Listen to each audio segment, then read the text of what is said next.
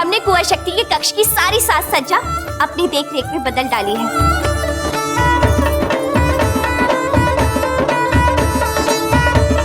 हमारे गिरधर गोपाल को भी कोई स्थान दीजिए यहाँ, ताकि ये आपकी कुंवर शक्ति का ध्यान रखे। लीजिए।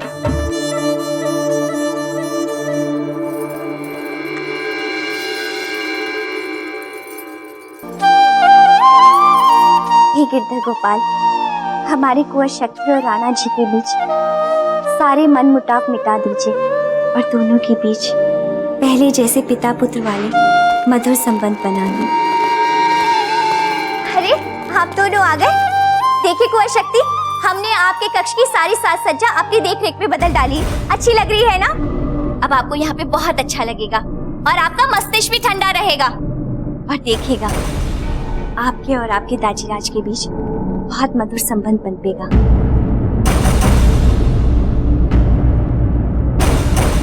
अरे आप दोनों ऐसे क्यों देख रहे हैं? इतने चुप क्यों हैं?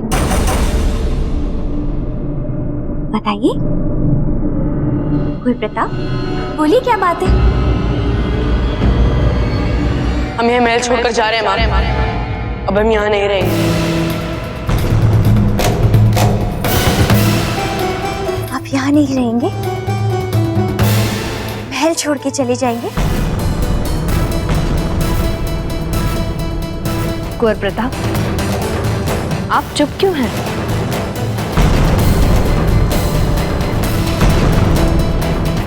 संभवतः यही सबके लिए ठीक है। माँ,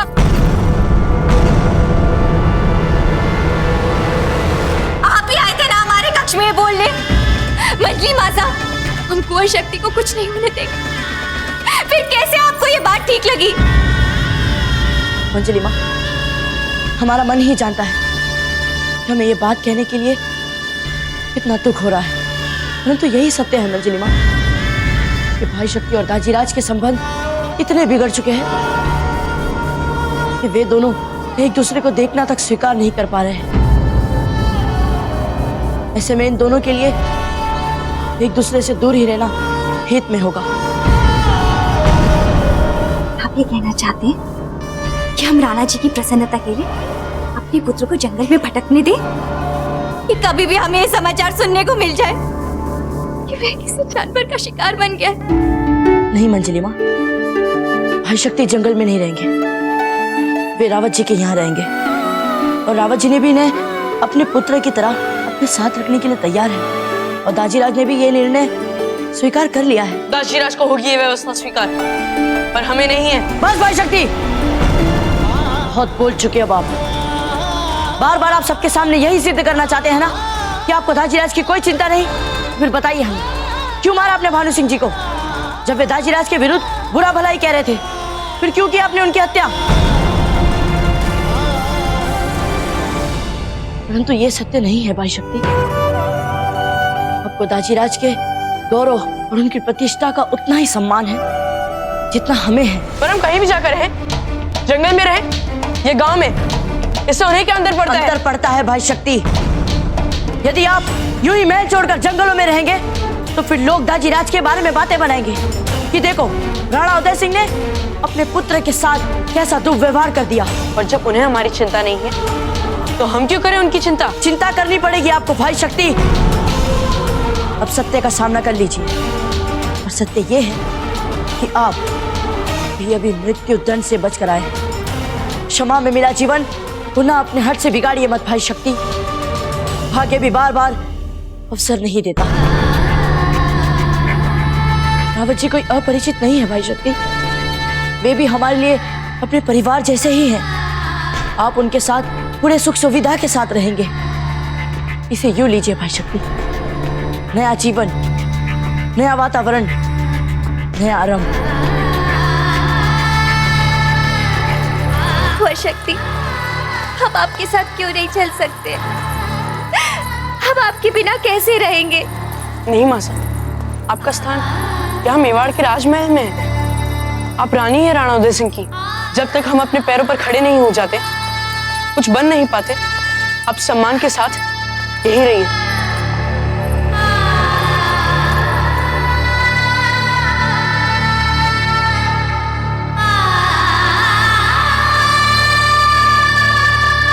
एकलिंग जी आपको सफल और सुख भरा जीवन।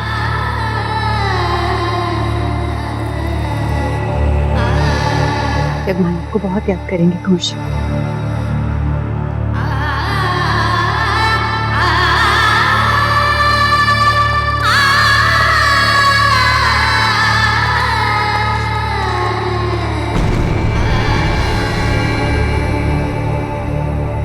रावत जी, अगर आप ये निर्णय किसी दबाव में आकर ले रहे हैं तो आप बता दीजिए।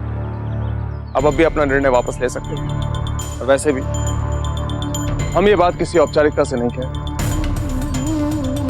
मन से। राणा जी, आप ये कैसी बातें कर रहे हैं? संतान भी भला पिता के लिए कभी दबाव हो सकती है।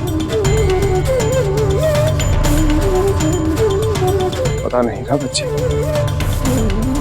राणा जी, कुंवर शक्ति का हम अपने पुत्र की तरह ध्यान रखेंगे। आपसे सच कहें तो हमारे इस एकाकी जीवन में कुंवर शक्ति एक ठंडी बयार बनकर आए। राणा जी, हम धन्यवाद देकर आपका मान नहीं घटाना चाहते, किंतु आपको हम पर भरोसा तो है।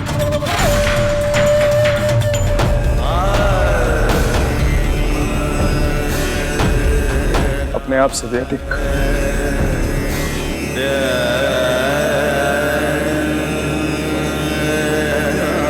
अपना ध्यान रखिएगा राम जी।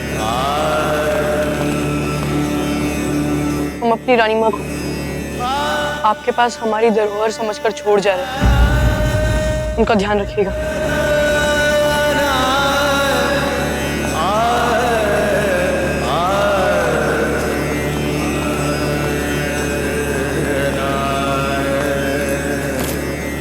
भाई शक्ति, अपना ध्यान रखिएगा।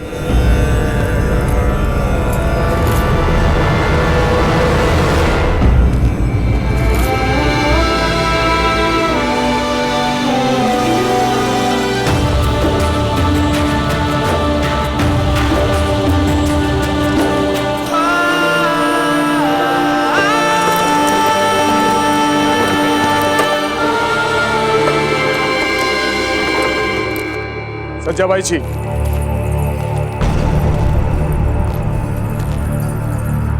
हम आपसे ये कहने आए हैं सज्जाबाई जी कि कुंवर शक्ति के साथ जो कुछ भी हुआ उसका आप पर कोई प्रभाव नहीं पड़ेगा।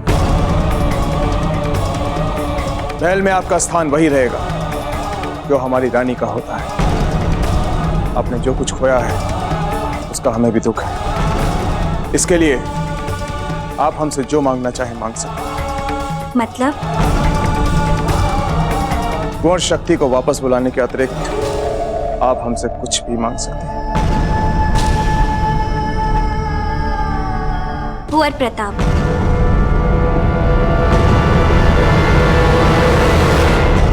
चाहिए शीघ्र कुंवर प्रताप को यहाँ बुला के लाइए।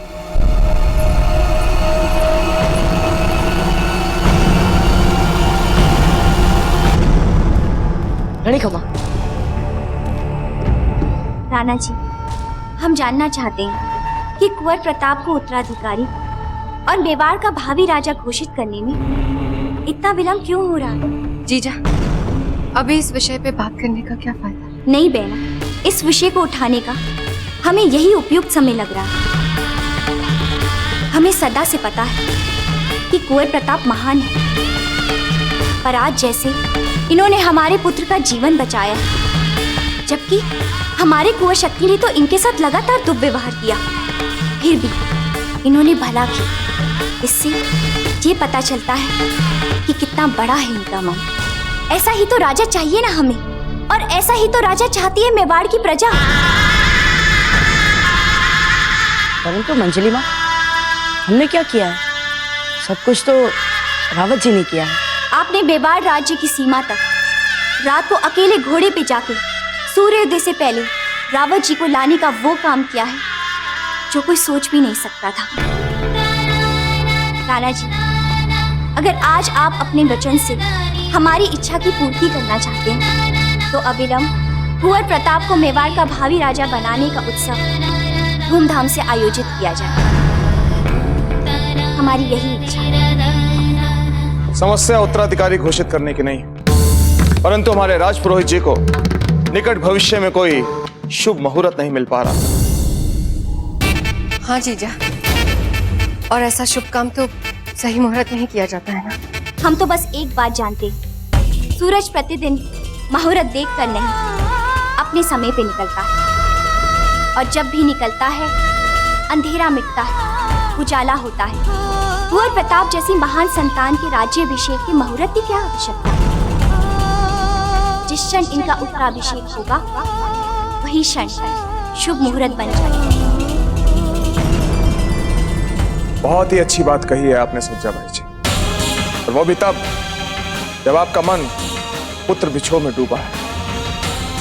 ये तो वही उदाहरण हो गया कि तप तपाती धूप में आप अपनी तपन को भूलकर दूसरे की छांव में अपना सुख ढूंढे।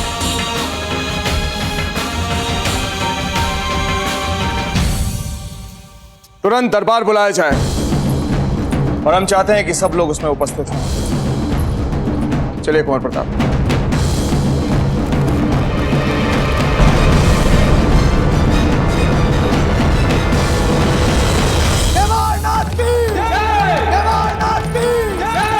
कुंवर प्रताप की जय!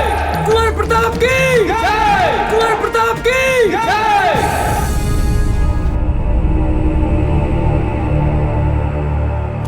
हुकुम, दिल्ली से एक बहुत महत्वपूर्ण संदेश आया है।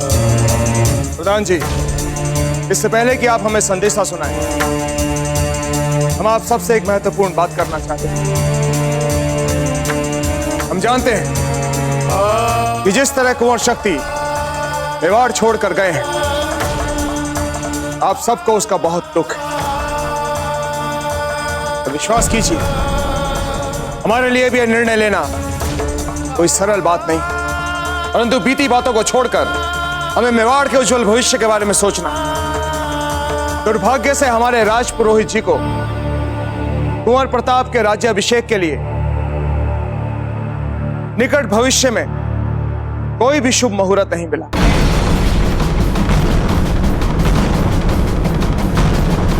परंतु हमने निर्णय लिया है कि अब हम किसी भी शुभ मुहूर्त की प्रतीक्षा नहीं करेंगे। कुंवर प्रताप का राज्याभिषेक होगा, और उनका राज्याभिषेक परसों यानी गणेश चतुर्थी के अगले दिन किया जाएगा। गणेश चतुर्थी के बाद वाले दिन दाजीराज? क्यों कुंवर प्रताप, आपको इससे कोई आपत्ति है? जी नहीं।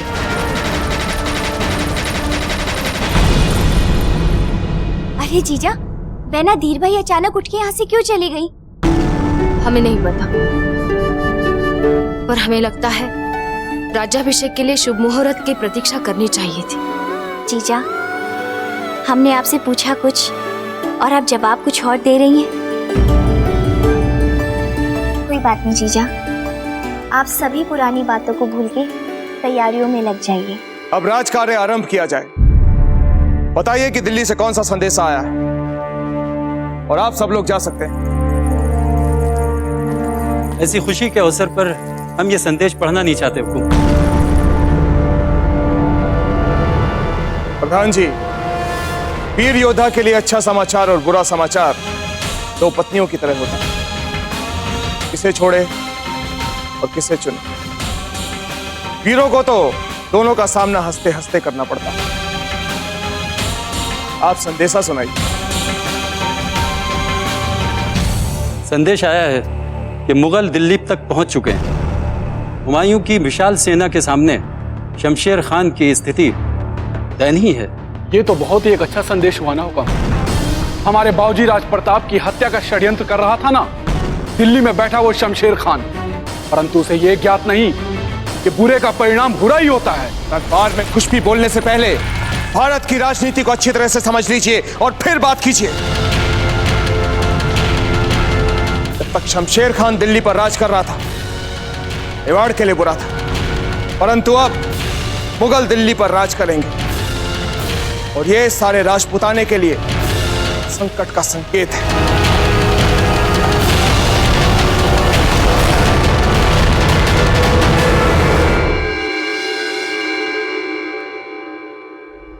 वो एक बार फिर आ गए हैं रानी मां, जिन्होंने आपको एक गौरवशाली महारानी से निर्जीव चित्र बना दिया था।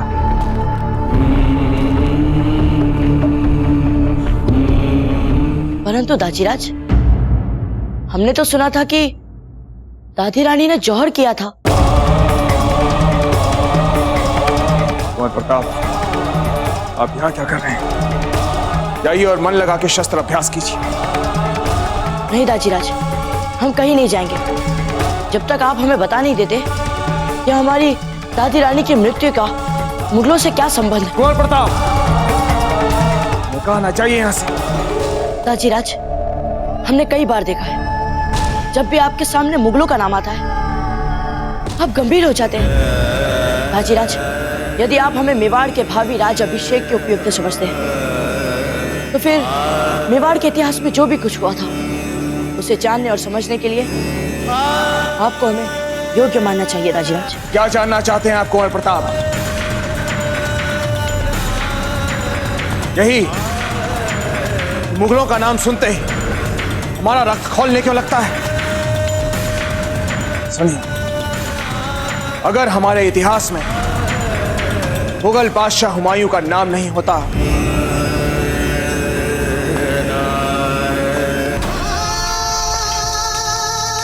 तो आज हमारी रानी मां जीवित होती।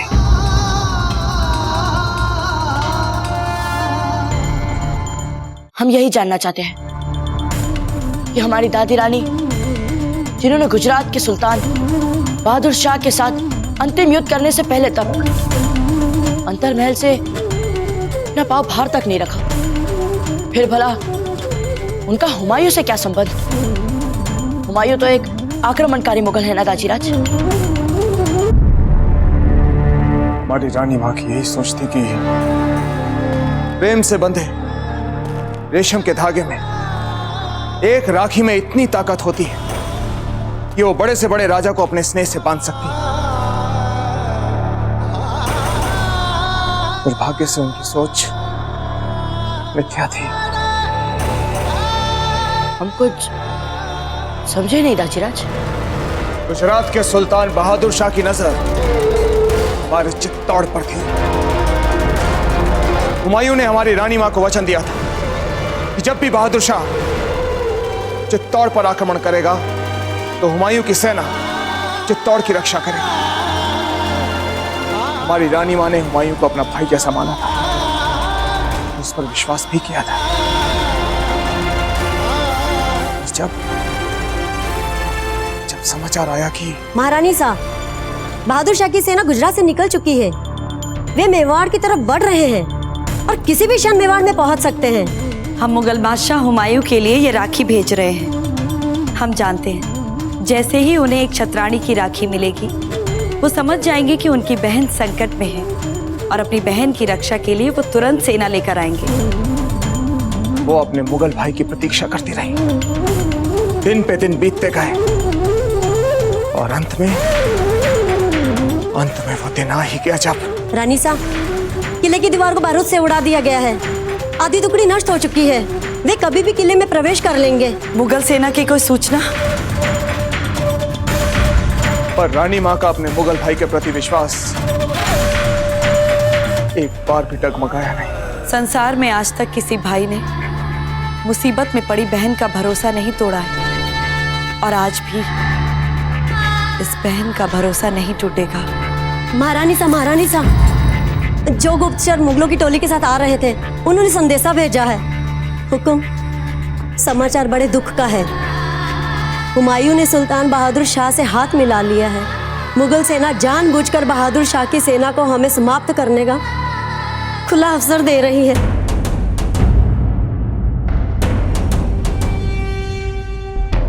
हुमायूं से धोखा खाने के बाद हमारी रानी मां के पास कोई विकल्प नहीं बचा था। आज हम सभी राजपूत छतरानियों के लिए शत्रुओं के हाथों अपने आत्म गौरव को बचाने के लिए हंसते हंसते अपने प्राण देने का समय आ गया है। इसलिए हुमायूं और मुगल तो सदा शत्रु ही रहेंगे और ये शत्रुता कभी कम नहीं होगी और ना ही हमारे मन में बदले की धधकती आग कभी कम। क्योंकि उन्होंने रानी माँ को धोखा दिया है, उनके विश्वास को धोखा दिया है। उन्होंने रानी माँ को मारा है और उन वीरांगनाओं को मारा है जिन्होंने जौहर में कूदकर खुद को भस्म कर दिया, सदा सदा के लिए अमर कर दिया।